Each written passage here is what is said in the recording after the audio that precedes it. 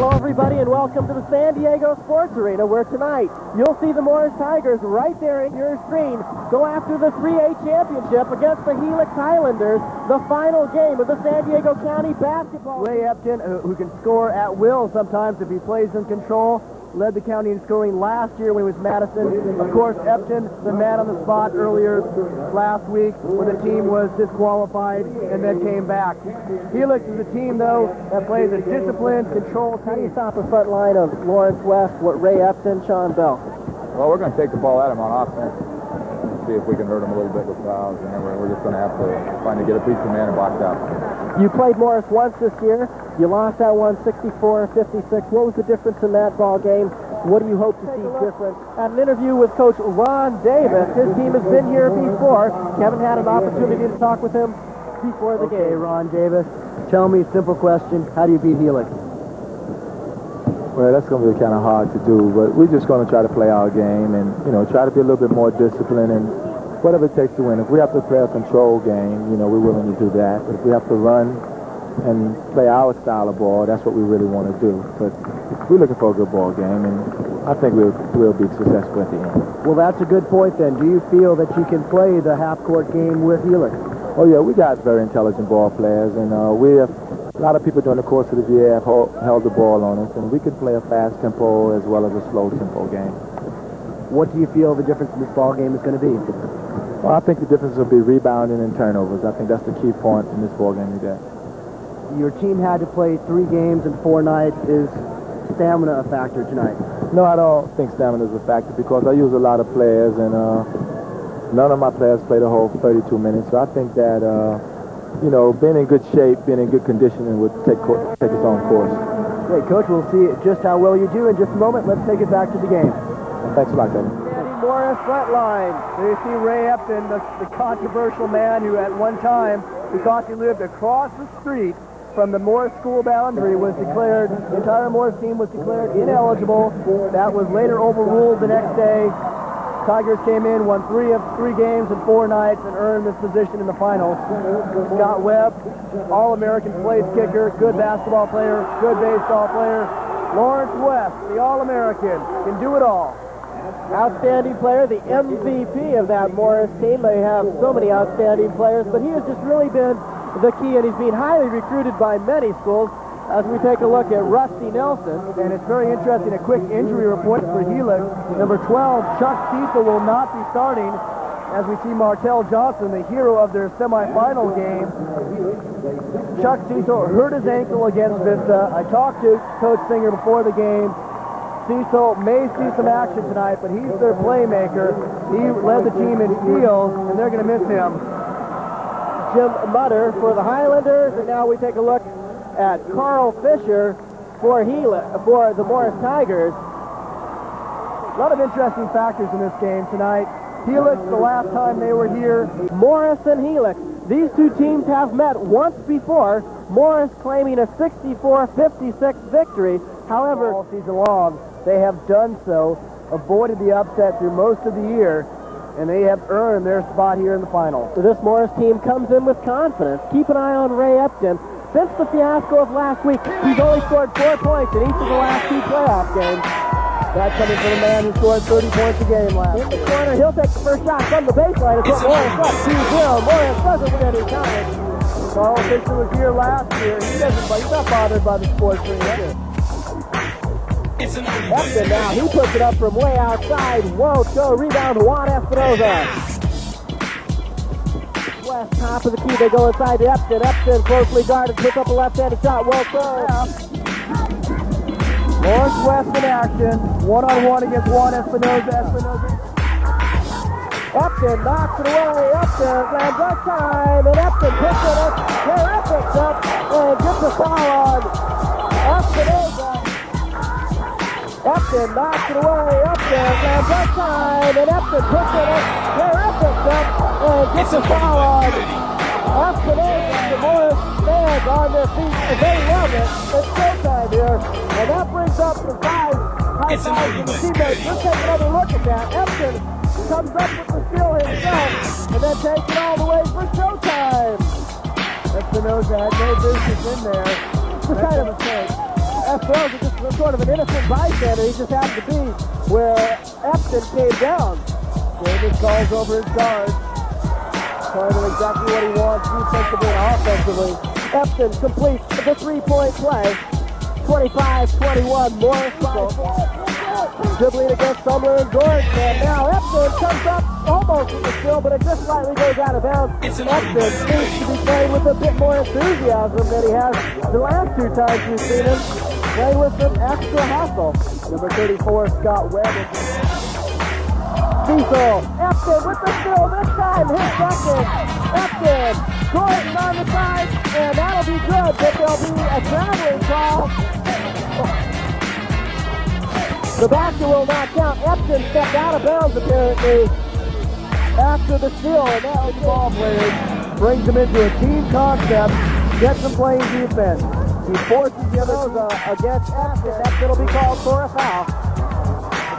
Juan Espinosa said, hey, you're going to dunk on me, I'm going to come right back at you. He got Epton up in the air. If you take another look at it, he got Ray Epton up in the air. A good pass to get Espinosa the ball low. Once Epton gets up in the air like that, it's all over.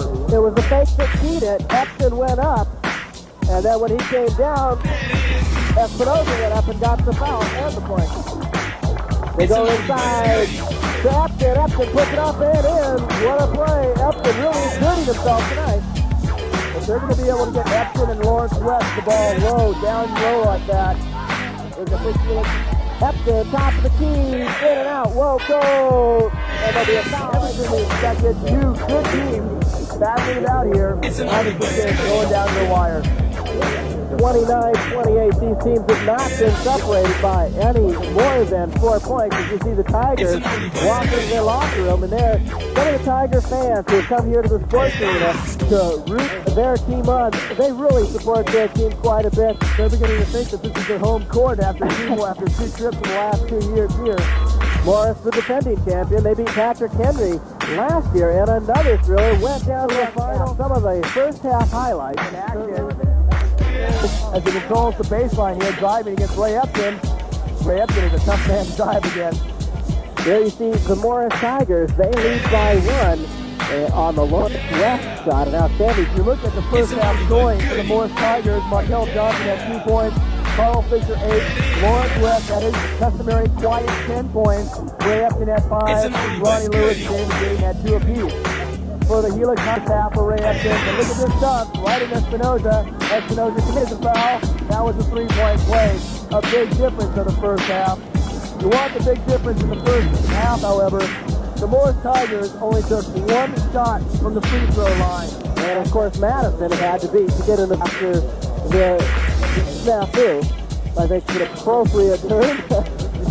you see how relaxed the Tigers are going out on the floor. They're smiling.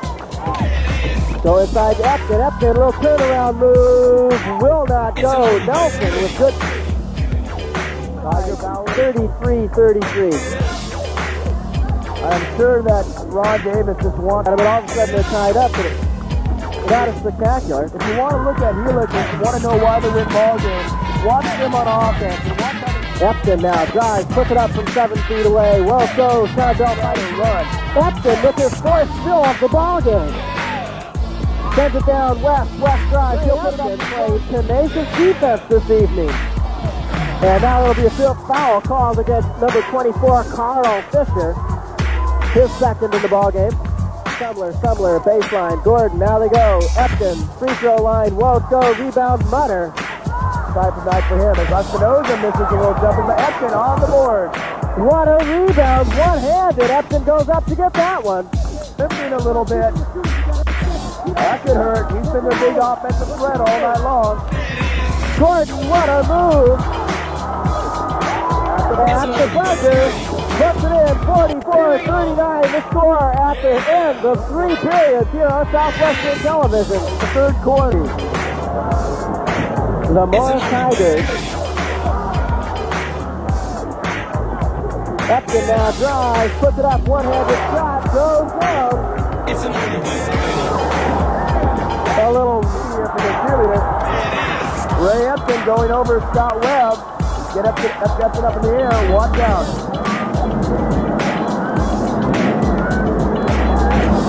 46 foot, and that gives team left in the ball game. It's for one of these two teams in the season. And Carl Fisher tosses it into Markel Johnson, who gets it across foot and then calls timeout. And now watch and see if they don't double team Lawrence West wherever he goes. I'm sure they're going to front him off, and I'm sure that's what John Singer was saying. Make sure you get your body in front of Lawrence West. Espinoza and Webb double teaming him now. Espinoza in front, Webb behind him. Now Webb, top of the key. Carl Fisher. And now Forrest goes into the driver's seat. The Forrest Tigers, Carl Fisher ties it up and gets the foul. He'll go to the line and have an opportunity to put his team out in front. Look at this clutch shot by Carl Fisher. He is not afraid to shoot from anywhere. Carl Fisher in action here. Let's take a look at the jumper from the baseline. I got an idea. Let's take a look at the jumper from the baseline. Oh, now it's too late. Let's take the all-important three-point try right now. Carl Fisher, but they have to put his team on top. He'll likely call a timeout once it gets past. Well, they will not. They will try to run some more time off the clock first, I believe. Butter. They want the last shot.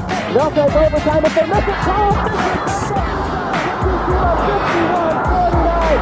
Carl Fisher, the man at the moment for the Morris Tigers. Carl Fisher, what an outstanding last 30 seconds he's had. Jim Mutter puts it up. Won't go, rebound. Who's going to get it? Mulgrew puts it up. Won't go. John Bell gets a piece of it. Who's going to go? Everybody's underneath it. Now Epton will take it himself. Stop, but it won't go. Epton is going to be called for double dribbling.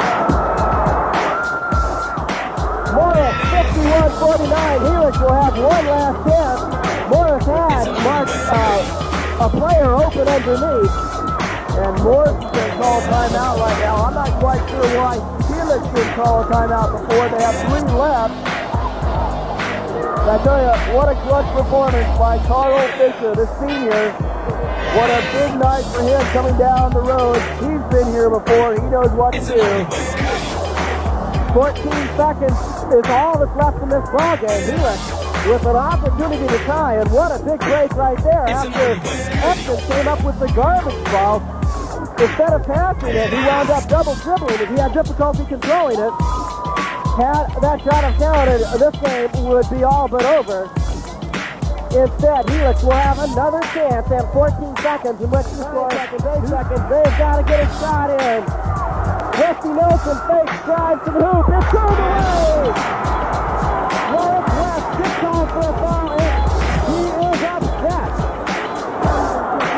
We see John Singer signaling for the foul for the timeout in the background. 2 seconds is all that's left. And now these Helix Islanders, who shoot free throws so well, these two they need by Rusty Nelson. Ron Davis setting Markel Johnson and Carl Fisher back into the ball game. It's the man of the moment right there on your screen. Rusty Nelson, ironic, 1978 Helix lost an opportunity to perhaps send it into overtime. Rusty Nelson, he's got to feel some weight on those shoulders right now. 2 seconds left. He needs both free throws. He misses one. It's all over. And Nelson misses it. And that goes to Morris. Davis signaling for his team to come over and call timeout. He wants to set up his defense. And these Morris fans are excited. We've been pelted with many things. We've been hit with these Morris Tigers figure they've got it won. Right now, Coach Denham is trying to